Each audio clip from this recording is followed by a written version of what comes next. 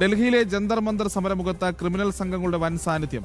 നിർണായക കണ്ടെത്തലുമായി ഡൽഹി പോലീസ്. കൊലപാതകം, ലൈംഗിക അതിക്രമം, പോക്സോ കേസുകളിലെ പ്രതികളടക്കം 2873 കുറ്റവാളികൾ സമരസ്ഥലത്തെത്തിയിരുന്നു. വിവരങ്ങളുമായി എസ് നന്ദഗോപൻ ഡൽഹിയിൽ നിന്നും ചേരുന്നുണ്ട്. നന്ദഗോപൻ, എന്തായാലും അവിടെ കാണിച്ചുകൂട്ടിയ കോപ്രായങ്ങളും അക്രമങ്ങളും ഒക്കെ കാണുമ്പോൾ അത് ചെയ്തു കൂട്ടിയത് ക്രിമിനലുകളാണ് എന്ന് പറയാതിരിക്കാൻ കഴിയില്ല. ഇതിലിപ്പോൾ എന്തെല്ലാം തരത്തിലെ കേസുകളിലെ പ്രതികളാണ്? 2873 കുറ്റവാളികൾ എന്ന് പറയുമ്പോൾ അവിടെ വന്നതിൽ നല്ലൊരു ശതമാനവും ക്രിമിനൽസ് ആയിരുന്നു എന്ന് ഒരിക്കൽ കൂടി വ്യക്തമാവുകയാണ്. നന്ദഗോപൻ.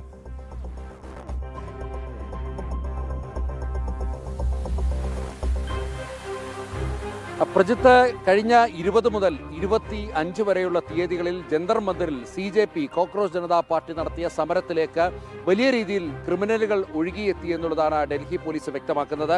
ഏതാണ്ട് 2873 പേരെയാണ് തിരിച്ചറിഞ്ഞിട്ടുള്ളത്. ഫേഷ്യൽ റെക്കഗ്നിഷൻ സിസ്റ്റവും അതേപോലെ തന്നെ സാങ്കേതിക പരിശോധനകളിലുമാണ് ഇതിപ്പോൾ കണ്ടെത്തിയിരിക്കുന്നത്.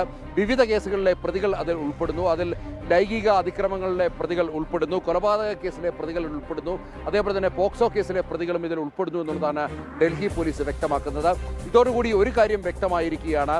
ജന്തർ മന്ദിറിൽ കോക്രോച്ച് പാർട്ടി, പാറ്റ പാർട്ടി നടത്തിയ സമരം അത് അക്രമികൾ കയ്യേറുകയായിരുന്നു, അല്ലെങ്കിൽ അക്രമികളുടെ ഒരു സാന്നിധ്യം അവിടെ ഉണ്ടായിരുന്നു എന്നുള്ളത് വ്യക്തമാകുകയായിരുന്നു. പോലീസിന് നേരെ വലിയ രീതിയിലുള്ള അക്രമങ്ങൾ അഴിച്ചുവിടുകയായിരുന്നു ആ സമരമുഖത്ത്.